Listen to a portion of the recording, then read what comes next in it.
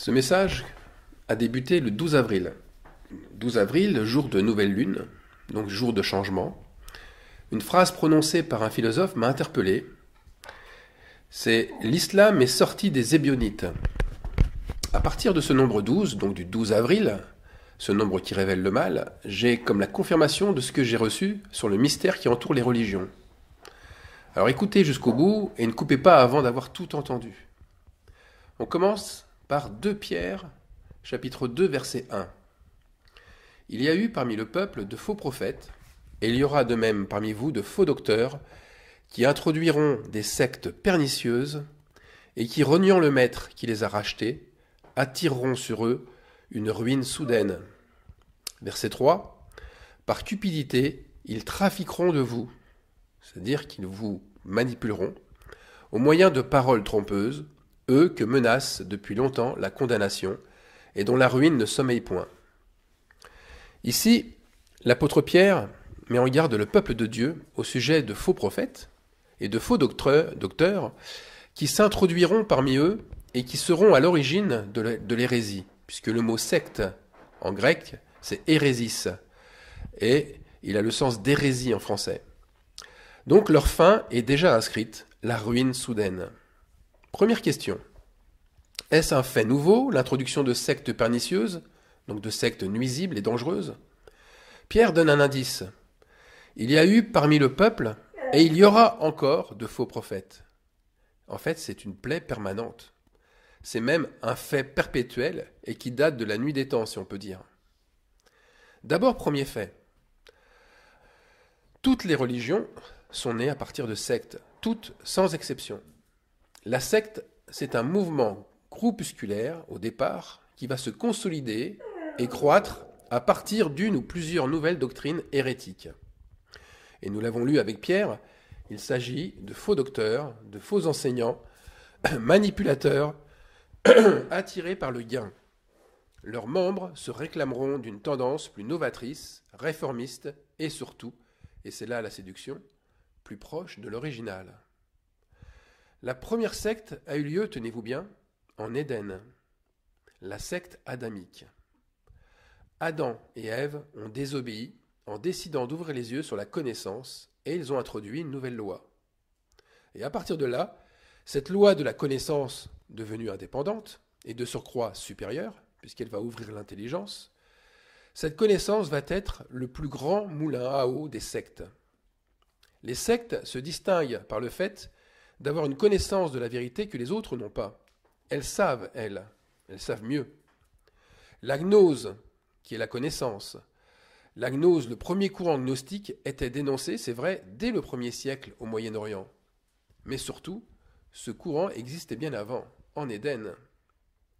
Genèse 3.6. La femme vit que l'arbre était bon à manger et agréable à la vue, et qu'il était précieux pour ouvrir l'intelligence. Ouvrir l'intelligence. Alors un autre exemple, plus près de nous, les protestants. Les protestants sont nés et sortis, comme d'une secte, du catholicisme, qui, entre parenthèses, est une secte aussi sortie d'autres sectes de l'Église originelle. Son fondateur, un moine catholique, Martin Luther, protesta contre des dogmes qu'il jugeait hérétiques de la part du pape. Et en protestant, les disciples de Luther devinrent des dissidents. Au même moment, d'autres sectes issues du protestantisme émergèrent, comme celle de Calvin, très suivie en France ou en Écosse et en Irlande. Et aux yeux des catholiques, ces sectes devinrent des hérétiques, d'où les guerres de religion qui s'ensuivirent dans plusieurs pays d'Europe, dès lors que la religion s'est associée au pouvoir politique. C'est une lutte de pouvoir sans merci pour établir une vérité, mais toujours, et vous le remarquerez, toujours à partir de la gnose, à partir d'une connaissance supérieure. Alors l'islam n'a rien à voir apparemment avec le christianisme. C'est ce qu'on nous a toujours dit. Mais récemment, des faits historiques nous révèlent qu'elle serait apparue progressivement à partir de mouvements sectaires judéo-chrétiens. Une secte très reconnue sous le nom de judéo-nazaréens et une autre sous le nom d'ébionites. Ça veut dire que des chrétiens, juifs d'origine, des nazaréens, se sont pris de passion pour un nouvel évangile qui allait donner les fondements spirituels à l'islam. Un évangile qui allait réfuter la divinité au fils de Marie, et aussi qui allait rejeter sa résurrection, et qui laissera à Jésus de Nazareth le titre de grand prophète, mais pas celui de fils de Dieu. Donc, un Dieu le Père, l'Éternel, sans Fils, sans Rédempteur. Mais aussi leur gnose, leur connaissance. Elle allait développer l'idée que le temple à Jérusalem est à reconstruire, et que les Juifs rabbiniques, comme aussi les Romains et leur christianisme, eh bien, ils constituent le mal à combattre. D'où ce combat général pour conquérir Jérusalem, ce lieu mythique de terre promise, et pour rebâtir aussi un temple, puisque le Messie ne reviendra qu'une fois le temple rebâti. Alors aujourd'hui, rien d'étonnant que Jérusalem abrite les 3 religions monothéistes qui revendiquent la même terre sainte. Pourquoi ? Parce qu'ils ont de nombreux liens historiques et spirituels qui les rassemblent. Et le lien spirituel le plus évident et que Pierre a annoncé, eh bien, c'est qu'ils ont renié Christ et préféré les préceptes de la loi. Maintenant, il manque d'autres ingrédients. D'autres ingrédients pour que la secte grossisse et passe à un nouveau stade. C'est le stade du système religieux. Un historien français avait vu juste. Il disait « Une religion, c'est une secte qui a réussi ».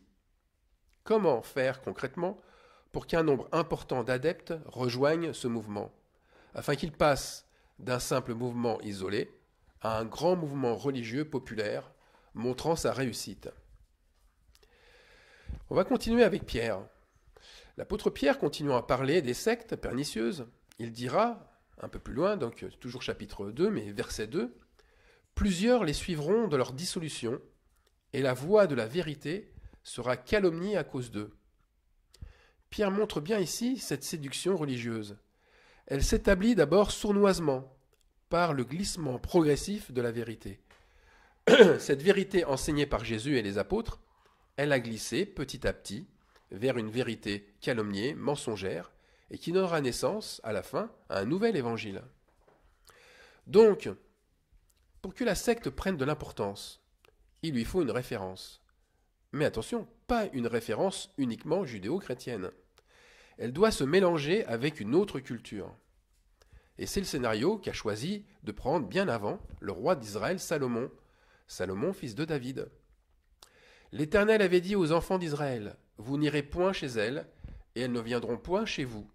Elles tourneraient certainement vos cœurs du côté de leur Dieu. » Ce fut à ces nations que s'attacha Salomon, entraîné par l'amour.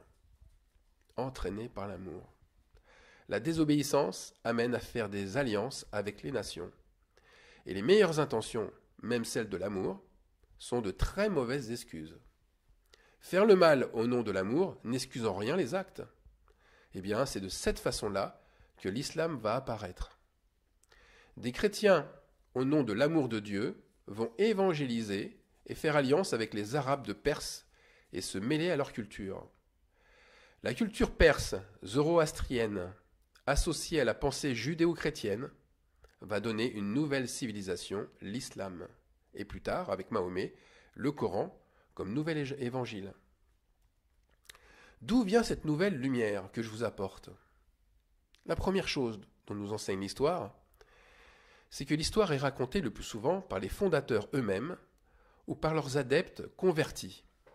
Et c'est pourquoi elle est si empreinte d'idéologie. En 1944, le journaliste et écrivain Robert Brasillac remettait en cause l'objectivité de l'histoire. Ce n'est pas une science exacte, parce que, disait-il, l'histoire est écrite par les vainqueurs.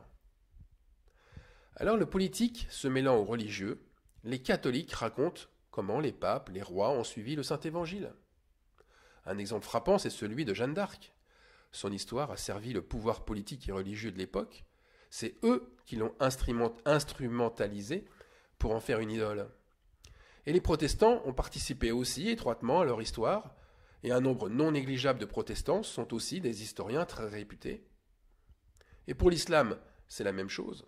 Nos manuels scolaires racontent l'islam écrits par des historiens sympathisants de l'islam.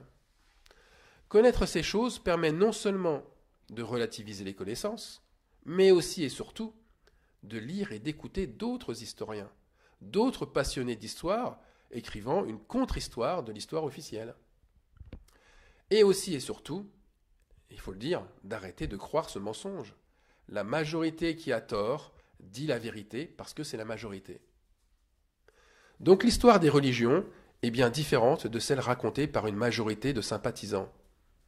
Et l'idée même de secte religieuse, elle rebute un adepte. Lui, il cherchera un chemin différent pour expliquer la grandeur de sa religion ou la décadence des autres. Alors, on va prendre un chemin de traverse. Il existe un autre ingrédient, indispensable pour qu'une religion naisse et croisse à partir d'une secte. Un homme puissant des nations, un homme de pouvoir, doit s'intéresser à cette secte au point même de se convertir à elle pour en faire une religion d'État. Quelle puissance pour un chef que d'agir au nom de Dieu ou au nom d'un Dieu. Parce qu'à ce moment-là, le politique et le religieux auront le même objectif, la conquête des territoires. Et cette conquête aura beaucoup plus de crédibilité et de poids aux yeux du peuple. Revenons à l'islam, et revenons plus précisément chez les Perses. Cet homme, ce chef, c'est pas un roi, mais c'est un calife. Et le mot calife signifie lieutenant de Dieu sur terre.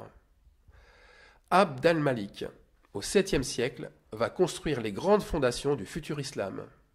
Adam Malik se présentera alors comme la nouvelle figure messianique, l'égal de Jésus-Christ. Ce premier calife rassemblera les Arabes autour de la nouvelle religion en répandant son pouvoir de Damas en Syrie jusqu'à l'Égypte, et en passant bien sûr par Jérusalem. À Jérusalem où il y fera construire la mosquée du Dôme du Rocher, qui est appelée aujourd'hui mosquée d'Omar, dans le but de remplacer le temple juif détruit. Et il s'emparera même de la Mecque.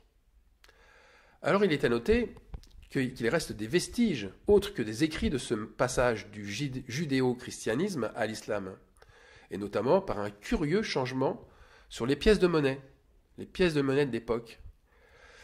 Les symboles chrétiens avec la croix vont alors disparaître sur ces pièces, au profit de l'étoile et du croissant de lune, qui au départ, c'était des symboles perses et non des symboles musulmans.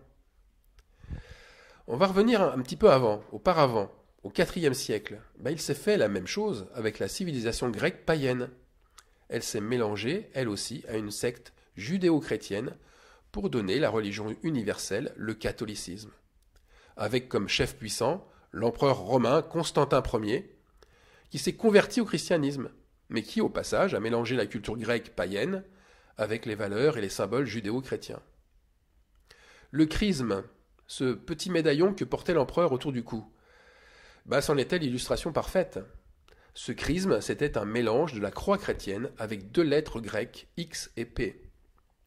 Mais c'est tout le catholicisme, dans son ensemble, qui est originaire du culte païen des Grecs. Le jour de la messe elle-même, la liturgie, la rhétorique, jusqu'au bâtiment de l'église, puisque la basilique était construite sous le modèle du temple païen grec. Et pour le protestantisme, rien de bien nouveau. La liturgie de Luther n'était rien de moins qu'une version tronquée de la messe catholique. Et ce catholicisme réformé, qui est devenu le protestantisme, a vu le jour grâce à l'appui et l'adhésion sans borne de Frédéric III de Saxe. Sans ce grand dirigeant de la Bavière, converti à sa doctrine, Martin Luther n'aurait pas pu répandre ses 95 thèses et il aurait été incontestablement mis à mort par le pape ou exterminé par Charles Quint. Alors, quoi dire de tout ça? Les religions, les sectes en premier, sont un mélange de cultures avec comme constituant la civilisation abrahamique, hébraïque ou chrétienne. Babylone, en fait, c'est un concept. Et Babylone, c'est le concept même d'assimilation, qui n'a jamais cessé d'être dupliqué de siècle en siècle, de nation en nation. Posons-nous la question des faits, et ça aide à comprendre l'histoire. Quel sens, par exemple, donner aux faits religieux historiques? Les faits relatent, par exemple, que la prière des Juifs, en génuflexion sur un tapis, récitant des psaumes, c'est la même pour les Nazaréens, c'est la même aussi pour les musulmans. Est-ce que c'est un hasard? Pas du tout. Un mouvement spirituel nouveau-né, il ne naît jamais seul, et surtout pas in nihilo, c'est-à-dire à partir de rien. L'islam n'est pas né à partir des révélations de Mahomet, le Coran non plus, ses racines étaient bien ailleurs et bien antérieures. Et nous l'avons vu rapidement avec l'idéologie dominante de la secte judéo-nazaréenne. Le mouvement spirituel, dès sa naissance, cherchera à s'entremêler avec la culture d'une nation.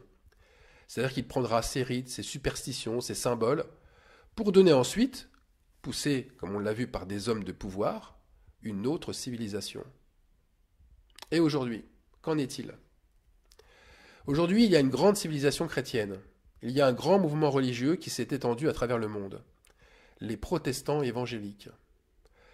Ces évangéliques rassemblent en fait une quantité faramineuse de sectes, méthodistes, pentecôtistes, baptistes, charismatiques, etc., etc. On a dénombré, et c'est pas sûr, il doit y en avoir plus, mais plus de 660 millions d'adeptes à travers le monde. Et là, l'influence grecque païenne n'est plus aussi dominante. C'est une autre influence. Une autre influence qui a pris le dessus, c'est la culture anglo-saxonne. Avec des symboles forts comme l'argent, les miracles ou les dons spirituels, la toute-puissance américaine a su imposer sa culture. Et cette culture, c'est le miracle américain s'associant au miracle chrétien. Et nous avons de grandes personnalités qui portent ces valeurs. Vous savez, il y a des présidents américains qui ont été personnellement impliqués avec des pasteurs réputés, comme George Bush avec Billy Graham, Barack Obama avec Rick Warren, et plus près de nous, Donald Trump avec Paula White, une télévangéliste multimillionnaire. Mais attention, ne regardons pas que ce qui frappe le regard. Car tous les mouvements religieux, quels qu'ils soient, sont des impostures. Et il ne s'agit pas de désigner un moins pire qu'un autre, car ils mangent tous dans le même plat. Et ce plat, c'est un plat babylonien. C'est le plat de la grande prostituée. Ils boivent tous le même vin qui enivre toute la terre. En s'associant aux nations, à leurs coutumes, en s'associant à leurs chefs, la loi parfaite de Christ s'est liquéfiée et la nourriture sainte est devenue un poison. Alors mon propos ici, il est surtout orienté vers un but. Ce but, c'est celui de montrer les principaux rouages qui ont permis la naissance et la croissance des religions babyloniennes. On l'a vu à partir de la secte. Et Jésus dit, dans Luc, chapitre 12, il dit « Il n'y a rien de caché qui ne doive être découvert, ni de secret qui ne doivent être connus. » Alors maintenant, que faire face à ces sectes pernicieuses, qui sont devenues les grandes références de nos civilisations? Que faire face à ces grandes traditions religieuses juives, chrétiennes ou islamistes? Faut-il les combattre? La réponse, les combattre serait de faire le même jeu que celui de la religion, et engendrer par voie de conséquence une nouvelle secte.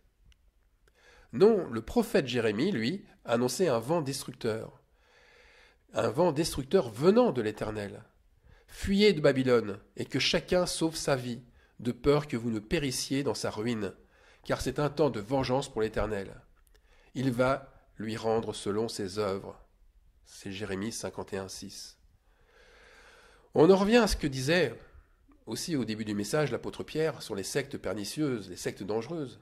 Elles attireront forcément sur elles une ruine soudaine, parce qu'elles ont renié Christ.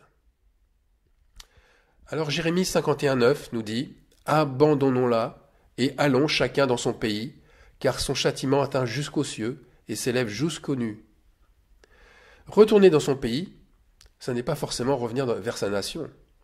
Ce n'est pas revenir vers sa nation de naissance. C'est revenir au début de sa naissance spirituelle.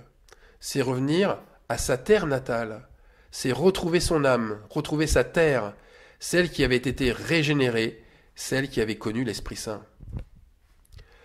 Le faire par ses propres forces, ça ne sert strictement à rien. C'est une cause perdue. C'est une cause perdue d'avance. La pensée séductrice de la secte est beaucoup trop forte. Et vous trouverez des circonstances atténuantes à votre religion. Les pasteurs, les évêques, les rabbins, les imams seront même capables de vous attendrir en montrant un mea culpa, en dénonçant même des erreurs de leur part, des hérésies qu'ils regrettent amèrement. Même le prophète Jérémie pointe cet attendrissement stérile. On lit ça dans Jérémie 51:9. Nous avons voulu guérir Babylone, mais elle n'a pas guéri. Alors voilà, c'est un fait perpétuel. Rien ni personne ne pourra sauver Babylone. Mais je vous le dis aussi, faites attention à vous-même. Il y a toujours cette peur d'être les rebelles de Corée, ces fils de Lévi qui se sont rebellés contre Moïse en revendiquant leur sainteté et qui ont tous été engloutis. Ah, les dirigeants religieux aiment bien prendre exemple sur ce passage biblique pour susciter la crainte de leurs adeptes et anéantir, bien sûr, toute rébellion de leur part. Et puis, il y a une autre chose. N'écoutons pas cet esprit de survie qui nous dit à l'intérieur de nous de rester avec ses références humaines, sociales, religieuses, comme si on restait avec un partenaire qu'on n'aime plus, mais qu'on supporte parce qu'on ne peut pas avoir vécu toutes ces années pour rien. Et tant pis si c'est déraisonnable, et tant pis si on n'a pas atteint avec lui nos objectifs. Et bien, vous savez, cette forme de résignation qui accepte le mal, elle est beaucoup plus répandue qu'on le croit. De même, on préférera continuer dans ses erreurs parce qu'on a ce sentiment fort que la décision venait de nous et qu'on ne veut surtout pas trahir cette bonne image de nous-mêmes qui va jusqu'au bout de ses convictions. J'ai trop investi pour abandonner maintenant. Alors, voilà, on se lie, on se rend prisonnier de nos décisions parce qu'ils sont nos engagements, nos propres engagements. Il faut donc se détourner d'une violence que l'on se ferait, d'une violence que l'on se fait à soi pour ne pas voir que le bateau sur lequel on vogue est en train irrémédiablement de sombrer avec tous ces gens à bord. Et Jérémie, au chapitre 51 toujours, au verset 35, nous le dit, que la violence envers moi et ma chair déchirée retombe sur Babylone. Ça, c'est ce que dit l'habitante de Sion. Que mon sang retombe sur les habitants de la Chaldée, dit Jérusalem. Ça veut dire qu'un véritable croyant, donc repenti, animé par la fidélité avec son Dieu, n'a pas à se sacrifier pour Babylone, mais il a à sortir d'elle, car la violence qu'elle a subie et qu'elle va subir doit retomber sur elle et l'exterminer. C'est son jugement, et nous n'oublions jamais, ce n'est pas le nôtre. Amen.